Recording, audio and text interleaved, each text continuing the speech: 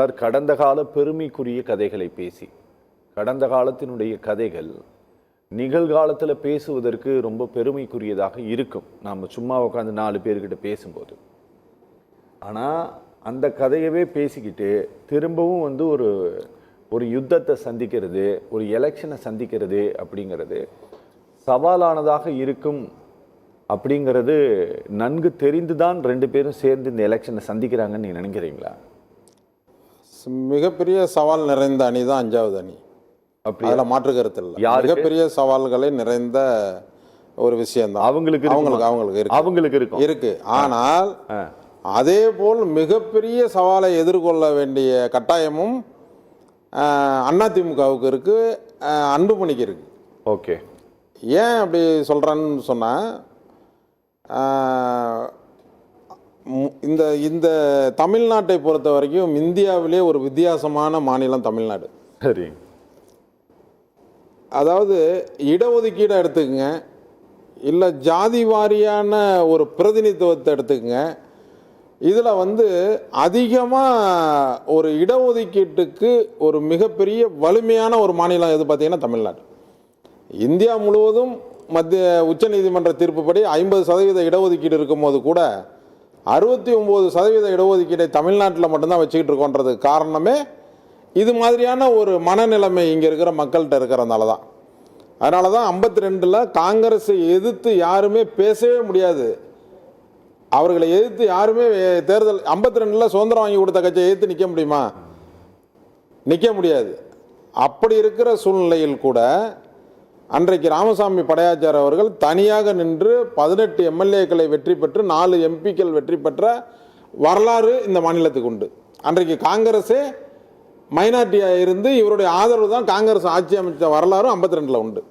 இப்படி ஒரு ஜாதியை வலிமையாக கொண்ட ஒரு மாநிலங்களில் தமிழ்நாடும் ஒன்று.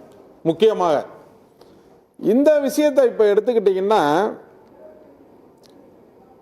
பாமகவை பொறுத்தவரை தனியாகவே நின்று 4 சட்டமன்ற உறுப்பினர்களை பெற்ற வரலாறு உண்டு. யாருடைய கூட்டணியும் இல்லாமல் தனியாக. இன்றைக்கு வேண்டாம் நீங்கள் அன்புமணி போயிட்டாருன்னு சொல்லலாம், அதுக்கு நான் அப்புறம் வரேன். தனியாகவே நின்று பாமக 4 தொகுதிகளை வெற்றி பெற்ற வரலாறு உண்டு. ஏற்கனவே அதுக்கு அங்கீகரிக்கப்பட்ட சின்னமான யானை சின்னத்தை இழந்து மாம்பழம் சின்னத்தை வாங்கி பல மத்திய அமைச்சர்கள், எம்பிக்கள், எம்எல்ஏக்களை உருவாக்கிய வரலாறும் அந்த பாட்டாளி மக்கள் கட்சிக்கு உண்டு, டாக்டர் ஐயா அவர்களுக்கு உண்டு. ஆனால் இன்றைக்கு இந்த 2 நபர்களும் சேர்ந்து ஒரு பெரிய கூட்டணியை உருவாக்கின்ற விஷயத்தில் அவர்களுக்கு சவாலாக இருக்கின்றது இந்த தேதிகள் மட்டும்தான். காலங்கள் கம்மியாக இருக்கின்றதை தவிர வேற ஒரு பெரிய எதிர்பார்ப்பு கிடையாது. இப்போ இவங்களுக்கு என்ன சவால் இருக்கு? நம்ம வந்து தனியாகவே நின்று 4 வெற்றி பெற்றிருக்கோம். ஏன் இப்போ வந்து நம்ம வந்து மீடியா அன்றைக்கு வந்து கிராமமாக போய் மீடியா இல்லாத நேரத்தில், யார்ட்டையுமே ஹேண்ட்ரைட் இல்லாத நேரத்திலேயே நம்ம வந்து நம்மளுடைய கருத்தை சொல்லி வெற்றி பெற்ற போது, இப்போ தனியாக நிற்கும் போது எவ்வளோ வருதோ வரட்டும், அது நம்மளுக்கு வருகின்ற அளவுக்கு லாபம் தான். ஏனென்றால் நீங்கள் பார்த்துருப்பீங்க, ஒரு 15 ஆண்டுகளாகவே மொத்த முதலமைச்சர் பதவியை உட்காருவதற்கே 3.5 லட்சம் ஓட்டு தான் தேவைப்படுகிறது. கரெக்ட். அப்போ இதெல்லாம் சாதாரணமாக இவர் ஹேண்டில் பண்ணிடுவார். அப்போ இவர்கள் 5வது அணிக்கு ஒரு மிகப்பெரிய ஒரு தோல்வி அடையக்கூடிய, வெற்றி அடையக்கூடிய வாய்ப்பு அவங்களுக்கு கிடைக்கும். இப்போ ஒரு உதாரணத்துக்கு எடுத்துங்க, வடக்கே வன்னியர் தெற்கே தேவர்கள்ன்ற ஒரு கான்செப்ட்ல வந்துட்டாங்க அவங்க. அதை தான் கேட்குறேன், அப்படி வந்திருக்காங்க. ஆமாம், அப்படி வந்துட்டாங்க. வரும்பொழுது இந்த 2 சமுதாயமும் ஒன்றாக சேரும்போது மிகப்பெரிய வலிமை உண்டாகும் அதில். அப்போ இருவரும் ஓட்டு கேட்குறாங்க, ஓட்டு கேட்டு போகிறாங்க. இப்போ என்ன, வட மாவட்டங்கள் பூரா அன்புமணி நிற்கிற இடம் இருக்கு பாருங்க, ஒரு சட்டமன்ற தொகுதி கூட ஜெயிக்க முடியாது.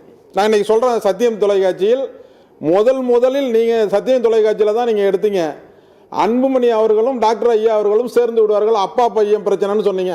முதல் பேட்டியே நம்ம தான் எடுத்தோம், டிபேட் முதல் இதிலே சொன்னேன். ஏன்னா ஐயாவோட நீண்ட காலம் நான் பணியாற்றியும் எனக்கு தெரியும் ஐயாவை பற்றி. அவர் ஒரு முடிவு எடுக்க மாட்டார், எடுத்து அந்த முடிவில் கடைசி வரைக்கும் ஸ்ட்ராங்காக இருப்பார்னு சொன்னேன். இன்று வரை அதான் நடக்குது. இப்போ நடந்து முடிஞ்சிட்டு தேர்தலுக்கு வந்துட்டாங்க. இப்போ தேர்தலை சந்திக்கும் பொழுது சென்ற சட்டமன்ற தேர்தல் 21 எடுத்துக்கிட்டீங்கன்னு வச்சுங்களேன், சட்டமன்ற உறுப்பினர்கள் 500 ஓட்டு, 400 ஓட்டு, 300 ஓட்டு, 250 ஓட்டு, இப்படி 1000 ஓட்டு, இப்படியே வெற்றி பெற்றவர்கள் மட்டுமே ஒரு 60-70 பேர்.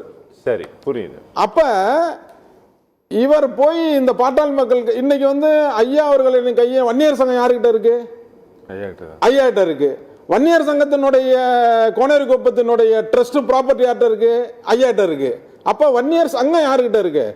நீங்க வேணா கைப்பற்றிட்டீங்க, இதை கைப்பற்றிக்கிட்டீங்க, கட்சியோட அட்ரஸை மாத்திக்கிட்டீங்க. ஆனா நீங்கள் நிர்வாக ரீதியாக வன்னியர்களுடைய ட்ரஸ்ட், காலேஜ், நிர்வாகம், லா காலேஜ் எல்லாம் யார்கிட்ட இருக்கு? ஐயா கிட்ட. அப்ப வன்னியர் சங்கம் யாருக்கிட்ட இருக்கு? வன்னியர் சங்கத்தினுடைய தலைவர் யார்கிட்ட இருக்காரு? அப்ப எல்லாமே ஐயா அவர்களோட இருக்கு. அப்ப இந்த பாட்டாளி மக்கள் கட்சிக்கு நீங்க வேணா எல்லா ஜாதியும் சேர்த்து இருக்கிற ஒரு சமூக நீதி கட்சின்னு சொல்லிக்கிட்டா கூட இதுல ஒரு 80% 90% ஓட்டு வங்கி வந்து வன்னியர்கள் ஓட்டு வங்கி தான் இந்த கட்சிக்கு. அதனாலதான் வட மாவட்டங்களுக்கு மட்டும் இப்ப இவங்க ஒரு பொதுவான கட்சியா இருந்தா தென் மாவட்டத்திலையும் பெருசா வளர்ந்துருக்கணுமே, கொங்கு மண்டலத்திலையும் பெருசா போயிருக்கணுமே. வட மாவட்டங்கள் மட்டும் வலுவா இருக்கிறதுக்கு காரணம் என்னன்னா அந்த வன்னியர்களுடைய வாக்கு வங்கி தான். அப்ப அது யாருகிட்ட இருக்கு? ஐயா கிட்ட இருக்கு. அப்ப வன்னியர் சங்கம் இன்னைக்கு யாருக்கிட்ட போய் வேலை செய்யும்? ஐயா அவர்களுடைய தலைமையில் இருக்கிற இந்த கூட்டணிக்கு போய் வேலை செய்யும். அப்ப வேலை செய்யும் பொழுது இந்த வன்னியர்களின் ஓட்டு வட மாவட்டங்களில் 120 தொகுதியில் ஒரு சட்டமன்ற உறுப்பினர்களை நிர்ணயிக்கக்கூடிய சக்தி வன்னியர்களுக்கு உண்டு. இன்றைக்கு எலெக்ஷனுக்கு முன்னாடி வேணா வேற வேற கருத்தெல்லாம் கட்சிக்காரங்க சொல்லியிருக்கலாம். இன்னைக்கு ஓப்பனா டிவியில் சொல்ல சொல்லுங்க, வன்னியர்லாம் வேண்டாம் எங்களுக்கு, நாங்கள் 120 தொகுதியில் வன்னியர் இல்லாமல் ஜெயிப்போம் சொல்ல சொல்லுங்க பார்ப்போம். எந்த டிபேட் இல்லையாது, யாருக்குமே தைரியம் கிடையாது, தைரியமும் இருக்க முடியாது. அப்ப நீங்க என்ன பண்ணுவீங்க? இந்த வட மாவட்டங்கள் பூரா டாக்டர் ஐயா அவர்கள் பயணம் பண்ணுவார், இல்ல உட்காந்துக்கிட்டே பேசுவார். உட்காந்துட்டே பேசலாம், இன்னைக்கு மீடியால போயிருது, உலகம் பூரா போயிடும். அப்ப இது என்ன ஆகும்னா வன்னியர் மத்தியில் என்னடா அது, ஒரு அப்பா ஒன்றுமே இல்லாத ஒரு நபர், எந்த பேக்ரவுண்டுமே இல்லாத ஒரு நபர் இவ்வளோ பெரிய ஒரு கட்டமைப்பை உருவாக்கி, இவ்வளோ பெரிய ஒரு சொத்தை உருவாக்கி, இன்றைக்கு உலகத்தில் இருக்கிற என்னென்ன லக்ஸுரி கார்லாம் இருக்குமோ அந்த காரெல்லாம் போக வைத்த ஒரு மகன் இப்படி அப்பாவை செய்கிறாருன்ற ஏக்கம் வன்னியர் மகத்தில் வருமா வராதா? பொதுவாக நான் அரசியல்லாம் இல்லாமல் கேட்குறேன். அப்போ அது வந்து அவருக்கு ஒரு பெரிய பலன் அளிக்கும், கொடுக்கும். அது அதிமுகவையும் பாதிக்கும். ஆமா, அப்புறம் அவர் சேர்ந்து போகும்போது நீங்க வெள்ளம் அடிச்சுட்டு போகும்போது அதுல காப்பாற்ற போறவனும் சேர்ந்து தானே மாட்டுவான். புரியுது. அப்ப அன்புமணிக்கு எதிராக எடுக்கின்ற பிரச்சாரம் அதிமுக அந்த தொகுதி, அன்புமணி தொகுதி நிற்காத அண்ணா தொகுதியில் இருக்கிற வட மாவட்டங்களில் அதிமுகவை மிக பெரிய அளவில் பாதிக்கும். அடுத்தது அதிமுகவை எடுத்துக்கொண்டீங்கன்னா நம்ம நிஜத்தில் பார்த்த விஷயம், இவர் முதலமைச்சராக வரும் பொழுது எடப்பாடியார் அவர்கள் யார் முதலமைச்சராக்கியது? இதே சசிகலா அம்மையார் தான் முதலமைச்சராக்கினார். சரி, அப்ப அவங்க என்ன நினைக்கிறாங்க? இந்த ஓபிஎஸ் முக்குளத்தோர் என்பவரை நாம் எடுத்துவிட்டு நாம் ஒரு நபரை நம்மளுடைய இனத்தில் கூட இல்லாமல் வேறொரு நபரை உட்கார வைக்கிறோம். ஆனால் அந்த நபர் நம்மளுக்கு துரோகம் செய்கிறார், நம்மளை கடைசி வரை ஓபிஎஸ்ஸையும் சேர்க்கவில்லை. கடைசியா ஓபிஎஸ் கேட்ட கேள்வி என்ன? என்னை உறுப்பினராக கூட கேட்டு சேர்த்துக்கங்கன்னு சொன்னார். இதுல தப்பு இருக்கா? கரெக்ட். செங்கோட்டையன் என்ன சொன்னாரு? சார் இந்த ஆஸ்பெக்ட் எல்லாம் சார், இந்த விஷயங்கள் எல்லாம் சமூக ரீதியாக அந்த ஒரு சிந்தனையிலிருந்து வாக்களிக்கக்கூடியவர்கள் மத்தியில் தாக்கத்தை ஏற்படுத்தும். அதுதான் நான் சொல்றேன். இந்த மாநிலம் மட்டும் 1952 இன்று வரை ஒரு சமுதாய ரீதியாக முடிவெடுக்கக்கூடிய ஒரு மாநிலம் சொல்றேன். இன்னைக்கு 52 80 காலம் வரை படையாச்சார் அவர்கள் கோல வச்சினார்கள். 80 காலத்திலிருந்து இன்றைக்கு வரை ராமதாஸ் அவர்கள் கோல வச்சு கொண்டிருக்கிறார்கள். அப்படின்னா என்ன அர்த்தம்? கிட்டத்தட்ட சுதந்திர இந்தியாவில் ஆரம்பத்திலிருந்து இன்று வரை அந்நியர்கள் அரசியல் அதிகாரத்தை கட்டியாக பிடித்துக் கொண்டிருக்கிறார்கள் என்பதற்கு உதாரணமா இருக்கா சார்? அது இங்க வடக்கு மாவட்டம் சசிகலாவை நீங்க எப்படி சொல்ல? அதுதான் சொல்றேன், இப்ப சொல்ல வரேன். இப்ப அங்க என்ன வரும்னா, நீங்க தென் மாவட்டங்கள்ல நம்மளுடைய சமுதாயத்தை சேர்ந்தவரை ஒருவரை முதலமைச்சர் பதவியிலிருந்து நீக்கிவிட்டு அவரை வைத்த பிறகு அவருக்கே இந்த நிலைமை உருவாகின்ற பொழுது, அவர் இன்றைக்கு வாக்கு கேட்டு வரும் பொழுது என்ன ஆகும்? இப்ப என்னாச்சு உங்களுக்கு? நீங்க இதுக்கு நீங்க தென் மாவட்டத்தில் போகும்போது என்னென்ன நடந்துச்சு? எடப்பாடியார் அவர்கள் போகும்போது எவ்வளவு பிரச்சனைகள் நடந்துச்சு பார்த்தோம்ல, நம்ம மீடியாவில் பார்த்தோம்ல. அப்ப அந்த இது பிரதிபலிக்குதுன்னு வச்சு நான் சொல்றது ஒரு பெரிய ஓட்டு வங்கி வேணாம், ஒரு தொகுதியில் 50,000 ஓட்டு 40,000 ஓட்டு வாங்கன்னு சொல்லல. 500 ஓட்டு வந்தா பார்த்தாதாங்க 1000 ஓட்டு 5000 ஓட்டு 2000 ஓட்டு விழுந்தாவே நீங்க சட்டமன்ற உறுப்பினர்ல இருந்து போயிடுறீங்களா? ஓகே. அப்ப நீங்க யாரு அப்படின்றத நிரூபிச்சிடுறீங்கல்ல. புரியுது சார். இப்ப டிடிவியை வந்து ஏன் இப்ப விட மாட்டாங்க? அவரு நிரூபிச்சாரு. அந்த 2.5% ஓட்டை வாங்கி ஒரு 25-30 தொகுதியை அதிமுக காலி பண்ணாரு. அந்த மாதிரி ஒரு சூழ்நிலையை வட மாவட்டங்கள்ல இவரும் தென் மாவட்டங்கள்ல இவரும் காலி பண்ணுவாங்க. எனக்கு தெரிஞ்சு கொங்கு மண்டலத்தில் எவ்வளவு ஒரு கட்சியிலையும் திமுக, அந்த அதிமுக, பாஜகன்னு மிகப்பெரிய தலைவர்கள்லாம் பெரும் தலைவர்கள்லாம் கொங்கு மண்டலத்தில் இருக்காங்க. இவர் மட்டும் ஓட்டு அறுவடை பண்ணுவாருன்றதுக்கு என்ன இருக்கு? Okay okay sir. இவர் பாஸ்கரன் சார் பேசும்போது நான் வந்து இந்த கோணத்தில் வெளிப்படையாக பேச வேண்டாம் அப்படின்னு நான் நினைச்சேன். ஆனால் அவர் சொல்லிட்டதுனால நாங்கள் கொஞ்சம் மேலோட்டமாக பேசிட்டு போகலாம் அப்படின்னு தான் நினச்சோம். ஆனால் அவர் சொல்லிட்டதுனால இதை நாங்கள் வெளிப்படையாகவே கேட்கிறோம். தேவர் சமூக மக்கள் அதிமுக ஆட்சியில் நிறைய பலனடைந்திருக்கிறார்கள். அதற்கான நன்றியை திருமதி சசிகலா களத்திற்கு வந்து ஓட்டு கேட்கும்போது காட்டுவார்கள் அப்படின்னு சொல்றது. வன்னியர் சமூக மக்களுடைய அடையாளமாக ஒற்றை முகமாக மருத்துவர் ராமதாஸ் தான் இருக்கிறார். அவர் இத்தனை சமூக மக்களுக்காக போராடி இருக்கிறாரு. அதனால அவர் கேட்கும்போது அவருக்கு இவர்கள் தான் கொடுப்பார்கள். குறிப்பிட்ட அளவிலான வாக்குகளை இவர்கள் பெறுவார்கள். தீர்மானிக்கக்கூடிய சக்தியாக இவர்கள் மாறுவார்கள் அப்படின்ட்டு இவர் சொல்றாரு. இது கொஞ்சம் கூடுதலான அதீத நம்பிக்கையாக எங்களுக்கு படுது. அது உங்களுக்கு இல்லை, அவர் சொல்றது வந்து ஒரு 50,000 ஓட்டு விழுவோம், 60,000 ஓட்டு ஒரு தொகுதிக்கு வாங்குவோம்னு சொல்லலையே.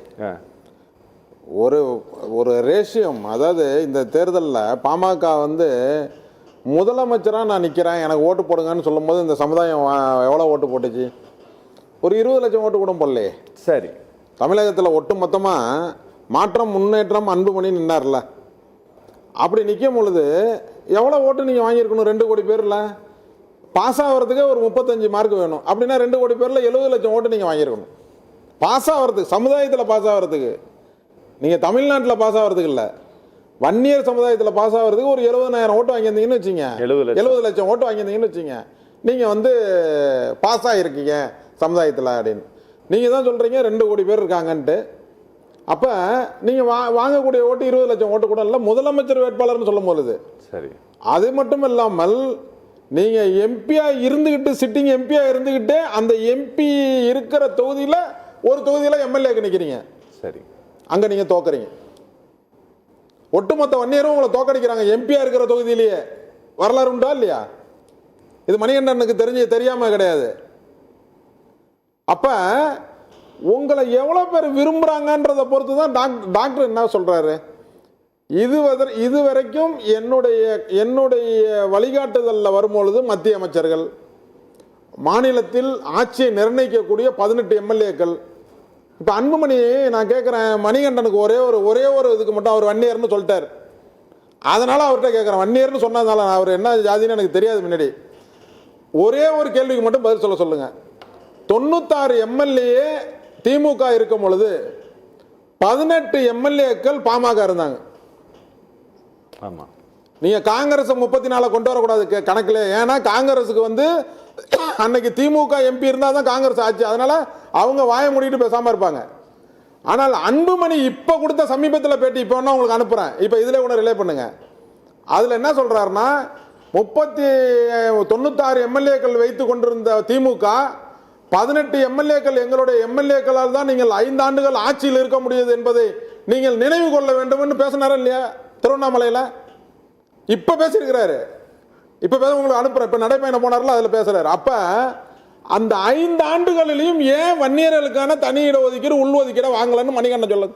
மீதி விவாதத்துக்கு அப்புறம் போகும். என்ன காரணத்தினால அதெல்லாம் வாங்கல விடுங்க, இருங்க.